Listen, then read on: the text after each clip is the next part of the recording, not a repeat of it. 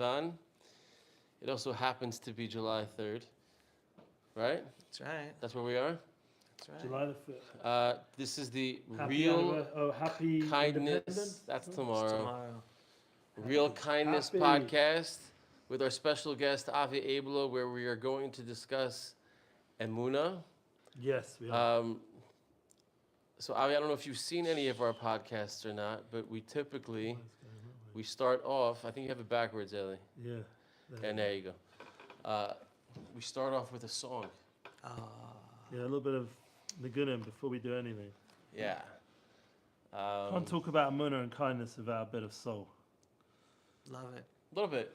Love it. What songs do you want to start with today? So since the topic is Emuna, I figured we would do Anachnu Ma'aminim B'nei Ma'aminim. Yeah? That was our last podcast. Welcome, everyone. That was our last one we did. All those, about 2-3 years ago, whatever, 2 years ago. The Bretzlav. It was about Emuna. So we're carrying on the subject now, but we're living it in a frat. We're applying it. 100%. And he was just after a huge conference as well. Did you see that? I did. How'd that Michael go? Rappaport. So tell us about it. Yeah, we want to hear a little bit. You'll tell us all about it. Can I give you some water? I'd love some water. Isn't that amazing? We've got to keep hydrated, I wrote on my Telfie post. So that means hydrated spiritually and physically. So we're doing the spiritual and 100%. The physical. Baruch Hashem. There we go. So, honor. Great way to start with a bracha. Baruch atah Adonai Eloheinu melech haolam shehakol nihiyeh bidvaro. Amen. Yes, would you mind just your one? Because I'm not even there on the screen. Just slightly to the left. The angle. There we go. Perfect. So we're all in. Amen. We'll hit the song. You ready? Let's do it. אנחנו מאמינים בני מאמינים ואין לנו על מי להישען אלא על אבינו שבשמיים אנחנו מאמינים בני מאמינים ואין לנו על מי להישען אלא על אבינו שבשמיים ישראל בטח בהשם עזרנו מגיננו ישראל בטח בהשם עזרנו מגיננו ישראל בטח בהשם עזרנו מגיננו ישראל בטח בהשם עזרנו מגיננו אנחנו מאמינים בני מאמינים אין לנו על מי להישען אלא על אבינו שבשמיים אנחנו מאמינים בני מאמינים אין לנו על מי להישען אלא על אבינו שבשמיים. I really do believe that everything that's been happening over the past 3, 4, 5 years, although God is more concealed than he's ever been before, it's just him just saying, hey guys, I'm here. Remember me. Just believe and trust me. I actually think he is less concealed than ever before. I'd say it a different way. Wow. I'll say it like this. Because I explain this to people in my daily visual programming. Can you introduce? Yeah, who are you, Avi Abelow? I mean, I know. My name is Avi Abelow, a blessed man to be friends with these two tzaddikim, Yosef, Aharon, and Eli Goldsmith. I'm blessed to be part of this really holy, special kehila of Shirat David under the leadership of Rav Shlomo Katz.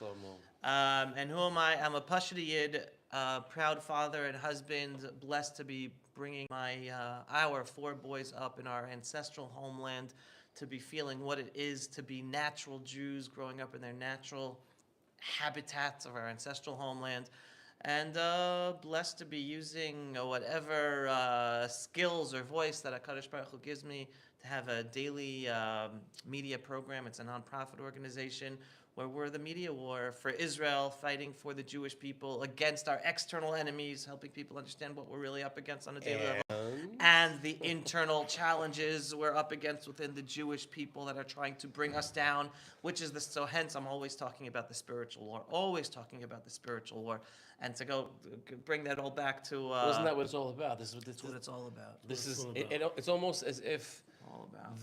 they know and we're trying to comprehend it, Yeah. right? Yeah. The internal challenges within the Jewish people, I mean, explain this. It's always been there. Our own worst enemies have always been within the Jewish people. And again, let's just call it what it is. Call it the Erev Rav. They exist. They're within us. Again, I'm no You rabbi. went there pretty fast, you know. I did say pretty fast. You Stayed out you that took me subject there. pretty much. But yeah. You took me there. I remember last time when you came and spoke in the Brezov Yeah. studio there, and I was a bit nervous to get as politically involved. So thank God, after living here a few years, No. This is and seeing the urgency, we're like in another world now. You know, Yeah, it's my son, like in Aza, 9 months. Yours also, you know, like. And, now we have two. Two. in Gaza. So like, life's changed a little bit since that. You should. Yeah. But the problem no, is we don't know who the Erev Rav is, right? But That's the whole. Yeah, but think how of it do like we- this. Think of it as it's a spiritual war. HaKadosh Baruch Hu was always trying us. HaKadosh Baruch Hu was always trying us. He always wants us to be better. I mean, again, we can go, however spiritual or deep we want to go. But then the existential question comes up: why is there evil in the world? If God wants there to be good, why isn't everything all good? Well, if there wasn't evil, man wouldn't choose good. It's only because there's evil, man gets to have the opportunity to use his free will to choose good. So evil is out there in a sense for our benefit to come up to overcome it and make ourselves better and make the world a better place by us realizing what we're up against to bring good into the world. And there's always that deeper question: did God actually create evil? Of course. But then, Give us It's all, Bechira. he gave us Bechira. Yeah. It's all I mean, of Biggest course, gift. I'm going. I spoke Shabbos at the I had Okay, performance of whoever was here, and we gave a shout, of course, for Joseph Chesed and Yosef Aharon's Meals for Heroes, and all the amazing stuff he does. But now we can publicly give a shout out to Pulse of Israel, the conference you did, and I know from my event before with Sholem, I'm still not paid up completely personally. So, like, you see, when you put on an event, you take responsibility for the community. Financially, it's always a burden. It is. Right. And it's putting yourself out there, or feeding all the soldiers, it's putting yourself out there. It's a big responsibility once you get involved with the Sibur, but it's also a big merit. And whoever is listening, this is part of the Real Kindness podcast. That means real action. And I spoke about it the Shabbat, Musaf. I said that we are the greatest generation because we have the most Bechira. We have the most choice. We have the ability to go after our eyes, go after our heart for things that are going to lose our focus. Right. Or to be focused on, like, what we're trying to do is do real projects to make real differences to people's lives, to really bring inspiration, bring unity, bring truth, clarity, awareness, so that people aren't going on the wrong track. Right. but it's for the ultimate goal, right? The ultimate goal is, as we've discussed many times Yeah. here in the Shiur and Shirat David as a whole, is to bring Mashiach, right? Sure. And, 100%. And the last time I was in America, which was a couple of weeks ago, right before Shavuot, I got back. I was at a fundraise, and I was talking to some of my friends, and I think I mentioned this the last time, but I don't know if you heard this. And just talking to them, trying to convince them or relay how important it is for them to come home. And their response, yeah, I'll come when Mashiach comes.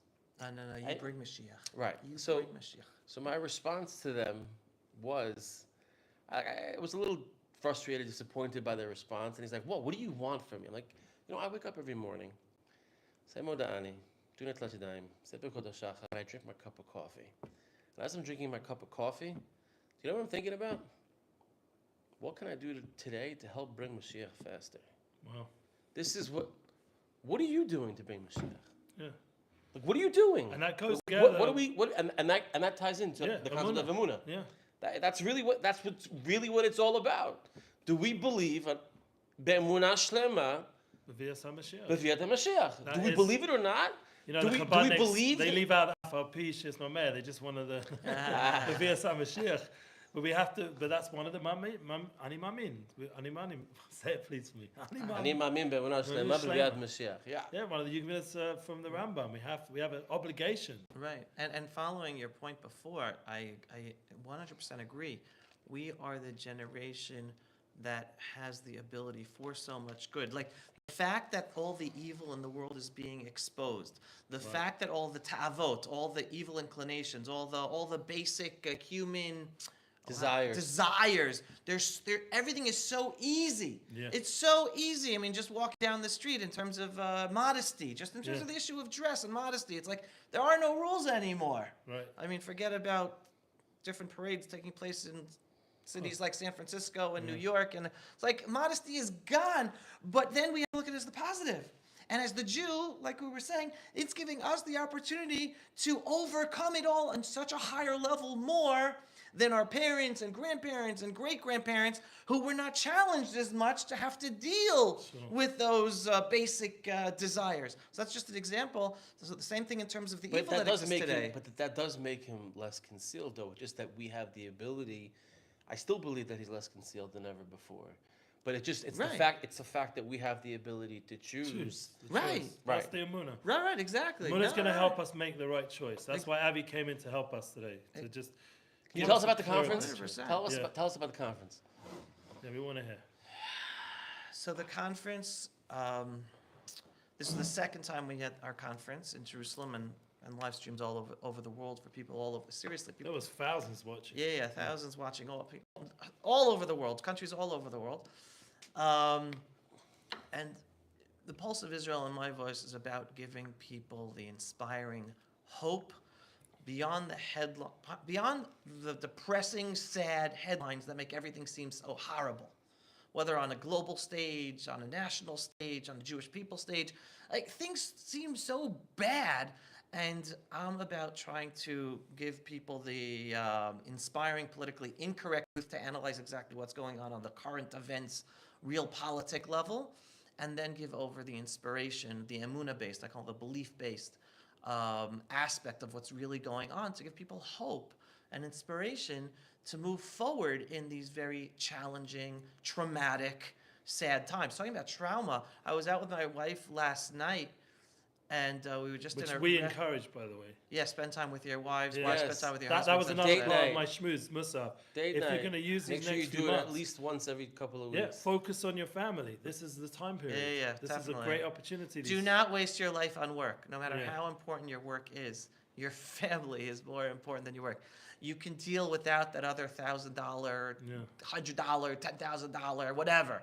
Your family is more important than your work, whatever money you have in your bank account. So we were at this little restaurant in Talpiot, and all of a sudden, we hear boom, boom, boom! And seriously, it sounded like bombs were going off, shooting was happening. Everyone at the restaurant jumped. Some ladies were screaming. People went to the back of the restaurant. So it ends up that it was zikukim. How do you say it? Firecrackers. For the 4th of July. No, like a wedding that was placed across the street, right? But, I mean, there were women in there screaming, and one lady kept on screaming, we're a country in trauma. It's like, don't do, like, who did that? What are you thinking? Like, it's seriously, and I was ready to. People were told not to do it. Right, and I was ready to jump outside, but I didn't have my gun on me. So instead, I stayed inside to protect my wife and whoever was inside. But for that minute of uncertainty, it was very traumatic. So those are the times we're in, and hence, like, it's very sad, it's very scary. A lot of people are very depressed. So I use the Pulse of Israel in my voice and my daily programming. And again, if you're not following me yet, and you want this inspiration, go to pulseofisrael.com, and you can click subscribe. Highly recommended. Thanks, guys. Avi is awesome. Podcast on my podcast list. Every time he posts, it comes up. Subscribed. Spotify's So where are you on? You're on platform. Believe it or not, Facebook, Spotify you're took on me YouTube. down. I have to try to. No I'm way? still trying to figure out Yeah, how to get I back up noticed on recently. Spotify. You're Yeah, not there. a month ago they took me down. I'm still can't trying to believe get back on. Every it. time I I try to noticed sign last 2 in, weeks. Didn't see it. yeah, I can't get in. I do passwords, do password, nothing works. I have no clue. I think I'll call me Get back in. We Shamayim. want you there. I'm trying. So the conference this year, first of all, look, I'll start with the conference last year. It was very, very important for me to have this conference last year, and everyone thought I was crazy because I put it together in 3 weeks. Wow. 3 weeks, this huge conference, and why did I want to do it last year? Because there was a topic that is not being discussed. It's still hardly being discussed, but it's a little more out there than it was last year. And this is in June 2023, right? This is before the October 7th Simchat Torah massacre. And the issue was unmasking the anti-Semitism behind Palestinian national movements. Wow. Because I've been talking for years how this whole thing called Palestine, it's one big blood libel. It's the biggest blood libel in all of Jewish history, where you have Jews being attacked all over the world. They don't even know history, and yet they're attacking people because they think they're socially virtuous, saying, oh, I believe in Palestine, and hence I hate Israel, and hence I hate the Jew, and hence I'll attack a Jew in the streets of London or Los Angeles, New York. Total anti-Semitism. People don't understand the second you accept the two-state solution, you are anti-Semitic. Jews are allowing the growth of anti-Semitism by supporting the two-state solution. Like, people don't understand it. Once you say you believe in the two-state solution, that means Palestinians exist. That means that Jews are occupiers in our ancestral homeland. Boom. That's it. So that's what the conference was last year. And I remember, it was very clear. Yeah. You had some real experts on there. Yeah, unbelievable. Really That's powerful. the thing, it's factual. Yeah. It's not like this. I don't know if anyone heard what Biden, Manis Friedman picked up on it, that he said that the idea that we're truth, we're not facts, which is like, what is that? That's what he said. Yeah, that just shows you how it's all just based on nonsense. It tells you it's all a spiritual It world goes of to show connecting you to HaKadosh Baruch where Hu. the U.S. and the world in general Truth and is right facts now. go together. No, my truth, meaning my feelings, are more important than your facts. Right. Fact is, the Jewish people are ancestral, indigenous people to the land of Israel. Nothing to argue with.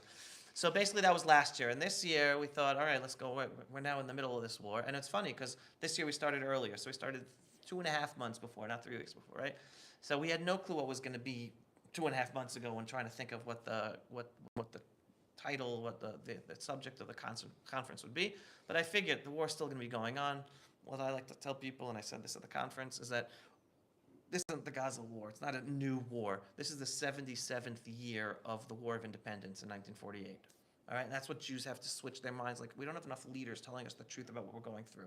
Thinking like, oh, that war's over, and now we're back to normal, and now we can have peace with our neighbors. No, we're in an existential war. It's a religious war. We're surrounded by hundreds of millions, if not billions, of Arab Muslims who want to destroy us and kill us out of a religious desire because they believe it. That's what they're told in the Quran. That's what it's about. Hence, we're in the 77th war of the War of Independence. Never ended. They just changed their names and whatever entities of who they are officially. So this year, we said, you know what? We're going to talk about next steps. I want to give people the hope about moving forward, even though we're in this war after what happened to us, the biggest tragedy, the biggest massacre to the Jewish people in the land of Israel since the Holocaust. So the conference was focused on next steps, putting together Israel's roadmap to true independence. Why true independence? Well, independence because, one, we're not truly independent. Look, we can't fight this war. We're 9 months into this war, and our hands are tied behind our backs. America, U.S. administration, today's U.S. administration is tying our hands behind our backs, withholding weapons. We're in an existential war, and our biggest ally is withholding weapons from us. They're not letting us fight properly. We're not able to win. They're not letting us to take land. The only way you win a war is by taking land away from the enemy. We should have been setting up new communities in the Gaza Strip months ago. Besides our politicians saying, "Oh no, we can't resettle the Gaza Strip, and we have to let them have self-rule there again," even though we all know that means that Hamas, Islamic Jihad, or the kafir-loving teddy bear lovers, whatever new names they come up to call themselves, are going to be in charge there and continue trying to kill us. So we all know eventually we're going to be there forever and resettling, and my children know we're going to have homes on the beaches of Gush Katif. Yeah, we're going to that be there. sounds It's inevitable. getting a If you're- dira for right. your mum. If you're a realist, you know that's the Apartment only on the way. solution, which we spoke about at the conference as well. But the world is stopping us from doing it, making us look as if we're evil and having our politicians look afraid of saying what needs to be done.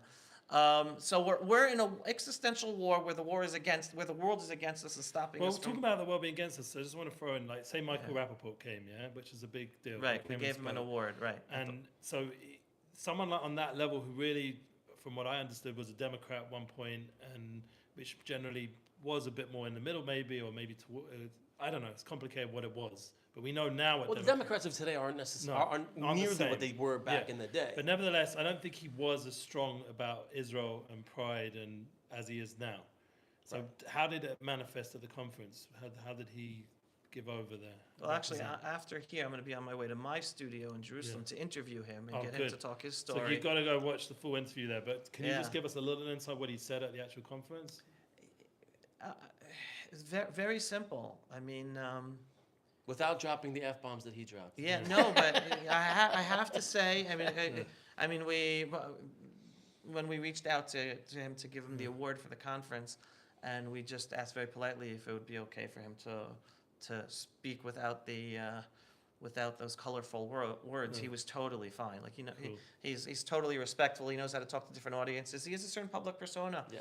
But he's such Michael Rappaport. If you're watching this, you are such a mensch. He's such a down to earth guy, and he is searching for his Jewish identity. October 7th woke him up, and him together with his wife are on a journey. They're on their Jewish journey right now. This is now their 4th time visiting Israel since awesome. October 7th. It's amazing. He was never in Israel before October 7th. So based on you, because you're traveling a lot, you're going to the US, you're doing conferences, and if anyone wants to reach out direct to Avi or myself or Unity Bookings, I'm always happy to assist and Sure, yes, get please. events going. That's part of what we want to get your name out even more, so that when you're in America, you can be even more effective in your outreach with these truth and with facts and Emuna. But are people accessing that last point, the Emuna aspect? Are they connecting October 7th to more Emuna in Hashem, more Emuna in Torah, more Emuna in Eretz Yisrael, more Emuna in themselves? Is it manifesting? Because we are hoping it is. That's what the real kindness. We believe kindness comes together with the Torah and Emuna. Yosef is very strong in pushing that. You know, do you feel? To me, and if I can Yeah. interject for a second, to me, and this is why I wore this shirt today, I think the way to gain Emuna is to be grateful. Like, I was at dinner last night with a couple of friends, and they're like, where was God, October 7th? And that they're looking at it in that way. And I was just like can I just flip it on you for a second? Let me just flip it on you in a second and say, since the existence of the state of Israel, every single second that we've been living here is a miracle. It's an absolute miracle. The fact that we live here in Efrat, and we have an unbelievable Kitat Konenut, and they're awesome, but if 200 of those cockroaches in Beit Lechem decide that they want to come and do whatever, it's a miracle every single day. The fact that we actually exist within the neighboring Arab countries is an absolute miracle. So where was God? He was right there. Where were we? I like to say that there are 2 main proofs that God exists. This is for anyone, Jew or non-Jew alike. Proof number 1, that the Jewish people exist. There's no rational explanation for how the Jewish people exist after 2,000 plus years of continuous exile and persecution. No rational explanations, only because God wants us to be here. Hence, we're proof that God exists. Proof number 2 is that the modern Jewish state of Israel, again, which is while 76 years young, it's really 3,500 years old, that we exist. Because, again, I reiterate all the time the point you just said, we're a daily miracle. Every day that we exist. We're a secondly miracle. Like right. And we're proof that God exists, right? And then what I tell people when they focus on that, I'm like, guys, you're human. You're using your 5 senses to understand reality. God is above time. Just take a step back as a parent, right? As a parent, sometimes, and again, I'm not using exact analogy here, but sometimes as a parent, we're not always the best towards our kids, or the best as our kids want us to act towards them. Our kids think we're angry at them. Our kids think we're punishing them. We as parents understand we're doing what we think is best. We see the long picture of the child's life. So we, in our limited human understanding of reality, see what we see as good, as bad, and things that look horrible. How could God do this? God's looking, he's timeless. God is timeless, right? And everything is, and there's a processes that take place, and sometimes bad things are part of the processes in order to bring good things along. So I'm a big believer, like we started talking about evil, because you asked, did God create evil? God created free will so that man can do evil, right?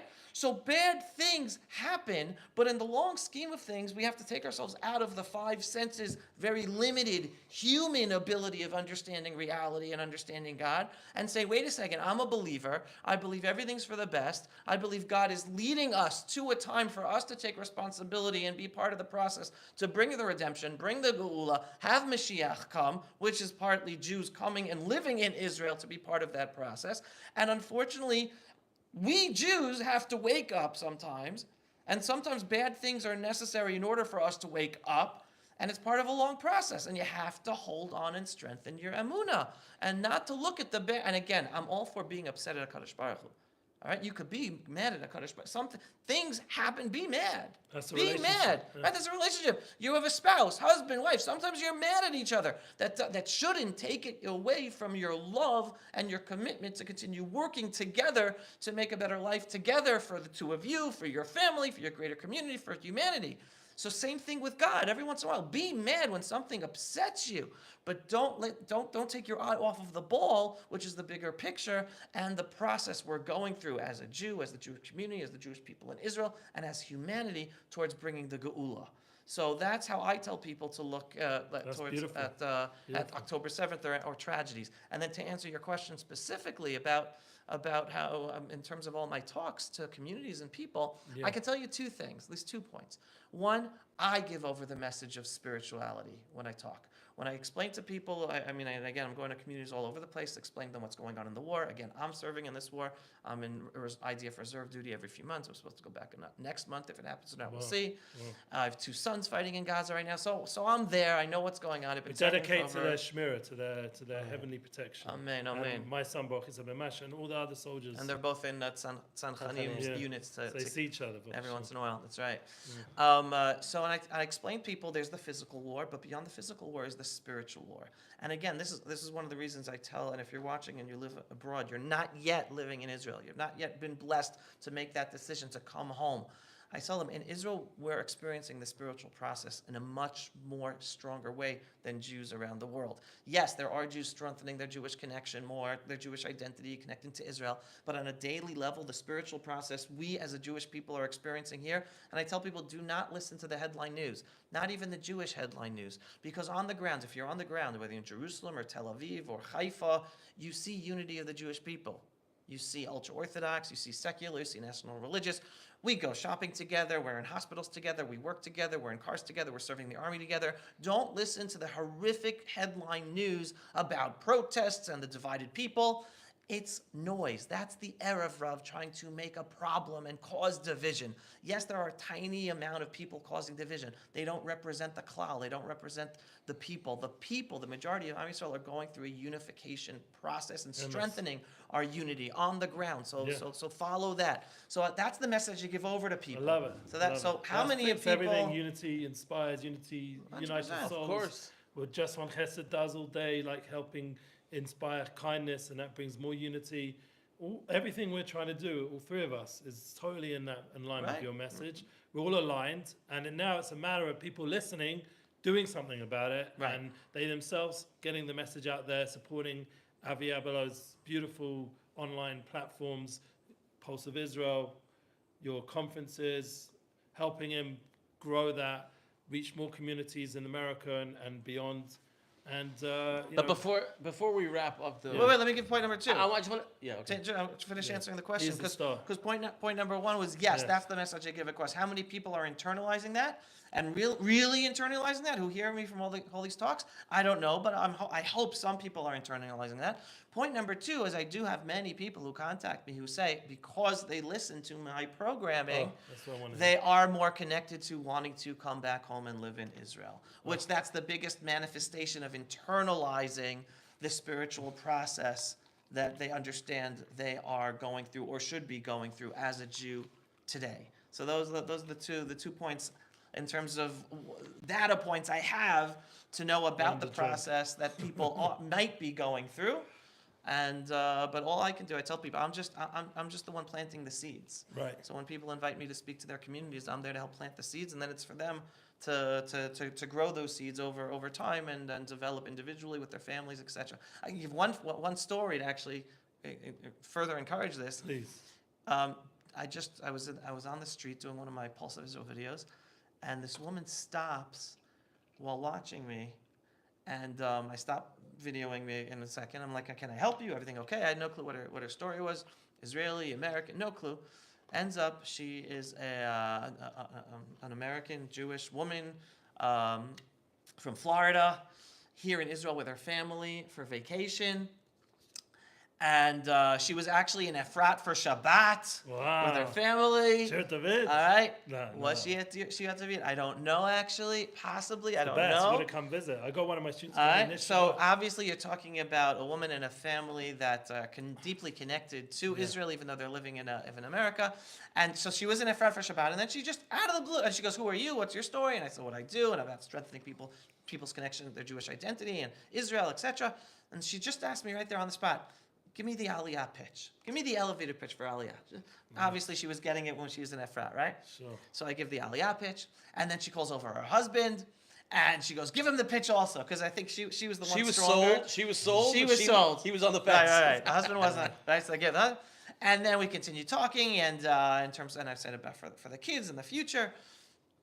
And then I just threw out there, I'm saying, listen, I'll tell you one of the blessings about living here in Israel. Today, there's a story I like to tell, that I have a towel in my office. Why do I have a towel in my office? Because on any given day, I can just jump to the mikveh, jump on a light rail to the old city of Jerusalem, go up to the Temple Mount, okay, not the western wall of the Temple Mount down below, but up to the Temple Mount, and pray the mincha prayer in a minyan on the Temple Mount.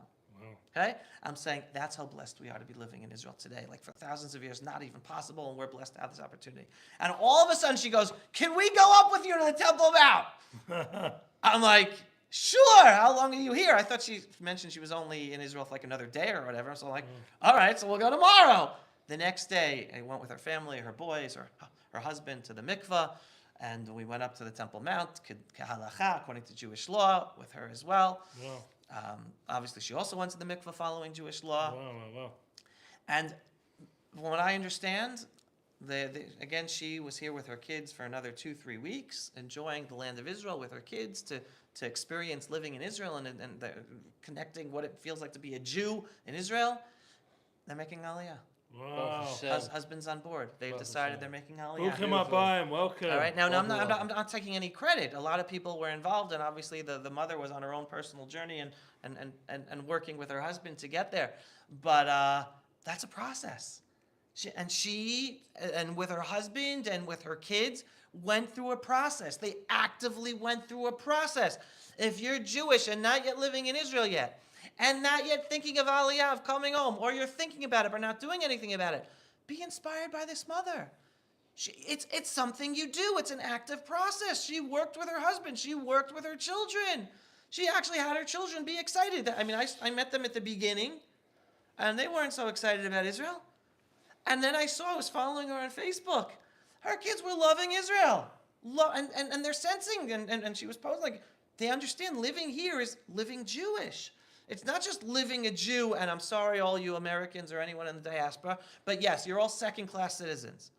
You might not think of it, you're second-class citizens, and the growing anti-Semitism today is reminding you, and again, if you're religious, though you don't think of it as much, but definitely the less religious Jews, they're reminding Jews today that you're Jews first, and Americans, or British, or French, or German, or Canadian second. It's taking anti-Semitism to remind Jews of that. You're Jews. You're not American. You're not French. You're not British. Most of your grandparents weren't American or French or British. They were Polish or Litvish or Russian or Ukrainian. Their grandparents or great-grandparents were from different countries because African. we are, or African or Middle Eastern. We're Jews. We're Jews. You happen to have American citizenship right now. But the fact that you, and again, I'm not coming this as blaming. I'm trying to help you get into your own heads. The fact that American Jews and religious Jews and the best religious Jews living in the most strongest Jewish religious Orthodox communities in America today, whether Lakewood or New York or Boca, the fact that you teach your children that you're Americans, you guys are missing the education of your children. You're Jews, and you just happen to be living in a generation to be blessed to live in a country that's been good to Jews, and hence you guys right now are American citizens. But you're Jews.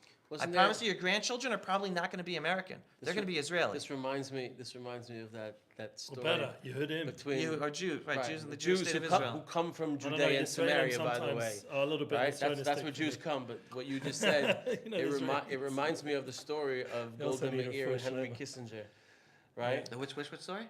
Golda Meir and Oh, Henry Golda Meir, Kissinger, yeah. when he said, "Golda, I'm a congressman. I'm American and I'm a Jew. She's like, don't forget, in Hebrew we read left to right. Right. I would do then right to left. So Right. then really Jew was Jew, first. right. So yes, Right. That was a great comeback. everything that Avi is saying is obviously emet. I really wanted to get to the you were talking about next steps. Maybe we'll do that on the next one. But I think one of the part two. one of the things Stay that tuned. that I personally fear is that with the next steps is like I don't necessarily see the proper potential leadership in order to get us to where we want to be. I'm So, a like, big. do we have someone who we can look up to, who has Yirat Shamayim, who mamash is somebody that at the end of the day knows As Emuna. and Yirat Shamayim and Emuna, they go hand in hand, like mamash. Who is that? Who's that leader? Is he? Because I don't see it. So I'll answer you like this. I think part of the beauty of the spiritual process and the redemption process we're going through right now is that we're weaning ourselves off of the leader mentality of saviorhood.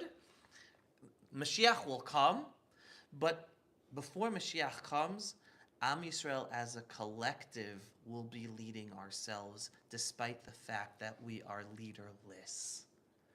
And then Mashiach's going to come in.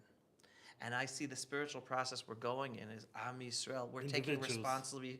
We're taking responsibility I've heard this from for the leaders ourselves. themselves. Yeah. The From Rabbanim, ourselves. The Tzaddikim have told me. I remember Rav Taub, who survived the Holocaust. He said, "This generation, each person has to become Avram Avinu," and that was his Masorah from Eliyahu Novi. He said he heard this from Eliyahu Novi. Listen, let's be clear. We Yeah. are And leaderless. He's not. Some Rabbanim had issues with his statements, but he was a big maminim. How many? I mean, To have Emuna in yourself as an individual, as an Avram Avinu, as an Avi. October 7th. I mean, again, I look at October 7th in a belief-based and Emuna-based way. Before October 7th, the Zionist narrative, and again, I'm a big Tzioni, right? But to me, Tzionut is Jerusalem. I'm not looking at it as a secular political movement. You can't be a Jew without being a Tzioni, meaning Zion is Yerushalayim. A Jew who is connected to Israel, meaning the fact that some people took it in a political way, well, that's their bad, but ultimately Zionism is the Jewish. You can't be a Jew without being Zionistic. Any Jew who thinks that, he's not being a Jew, all right? But before October 7th, the Zionist narrative was, the secular Zionist narrative was, we're only here in the land of Israel because of David Ben Gurion, and because of Moshe Dayan, and because of the army, and because of the generals, right? That was the narrative until October 7th. And a national religious like us, well, I say Hallel on Yom Ha'atzmaut. Why? Because I know God's behind it. Yes, we have human people that are on the ground because HaKadosh Baruch Hu needs our partnership, but it's really God. We're only here because of the miracles, and He's watching over us, not just because of our secular leaders who won the wars and led the politics and the governments. Not at all. It's because of Hashem, and they did their things on the ground. What was October 7th? October 7th, we saw the total failure of leadership on all levels. All levels. Political, intelligence, military intelligence, everything. All failed. Why? What's the belief-based lesson out of all that? It was a reminder to all of Am Yisrael, and that's what we're going through in Israel today, because that's why you have so many Jews and secular Jews who were not necessarily religious before October 7th, strengthening their Jewish identity because they realize, oh my God, we're only here because of God.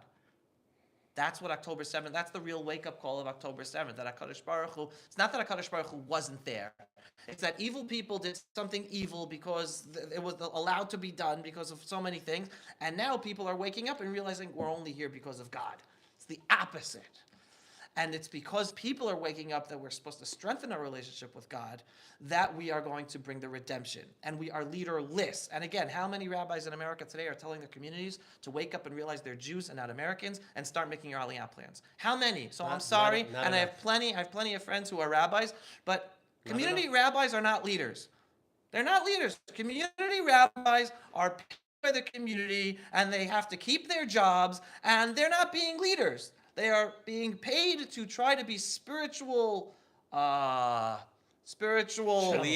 liaisons to help their community grow. They're not telling their community what to do and what's right or wrong, because if they would, they'll be fired and they'd lose their jobs. So with all the kavod, and I have plenty of friends who are community rabbis, and there's a reason Rambam says you're not supposed to be paid to be a rabbi. All right, let's put it out there. You're not able to be a true leader if you're being paid. You're not able to. That's the Rambam. It's not Abelow. So we're leaderless. We don't have the rabbis telling us what we're supposed to do. Politicians don't have the Emuna necessary to do what we're supposed to do.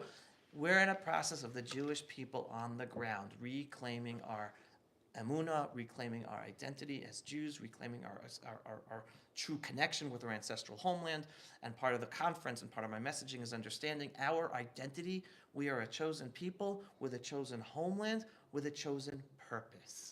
And that chosen purpose is to bring the redemption. And l'taken olam malchut shakai. How? By being here in Israel. And people say to me, oh, but if all the American Jews make Aliyah, then whatever. Listen, first of all, halavai, all Jews in America would make Aliyah.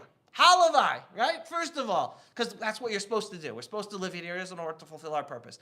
Unfortunately, I'm also a realist. That's not going to happen. But I am for whatever Jews do wake up to come home and not use that as an excuse. Because there are going to be plenty of Jews who are going to stay there and go down with the sinking ship of America and London and Britain and Canada and New Zealand and Australia. So if you at least are awake to realize you're a Jew and you should be home and raising your children to be proud Jews in their ancestral homeland, then come home. Don't use that as an excuse. There are plenty of other Jews who are going to stay who are not as connected.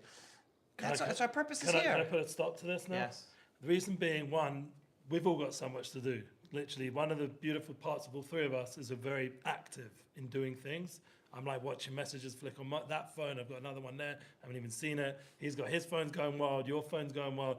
There's a lot of pressure, Baruch Hashem, in a good way, for us to be proactive and do stuff. So on that note, we're going to end today's episode. We obviously see there's so much to say. We'll have to do a part 2, maybe another month or so. And I think that the Pulse of Israel is something everyone should follow. Please God, it will be back on all the platforms fully and should get the empowerment it needs. That means support it, guys, and support Unity projects, bookings, reach out. I'm happy to help Abby do bigger and bigger events in America and outside of Israel. And Yosef, Just One Chesed, Meals for Heroes. So much going on right now. The war's not finished. Like he said, it really never was not finished. It's always been not finished, and it's not. That's a very big point. It's going to finish with the Gula. It's going to finish with Mashiach. I mean, if you really internalize there's what no the war is, peace until Mashiach comes. That's right. Amen. That's it. Avi, thank you so much. Thank you guys for having me. Yes. Two tzaddikim. What a pleasure. What a bracha. It's an honor for us to have you. Yes, a real kindness. Literally. Mamash, it's like you're our first guest on our podcast, and guest. I feel like it couldn't have been anyone better. It could have been anyone better. Thank you so much. Thank you so much. All right, thank you for watching, folks. Keep sharing. One day we'll have someone deal with this stuff.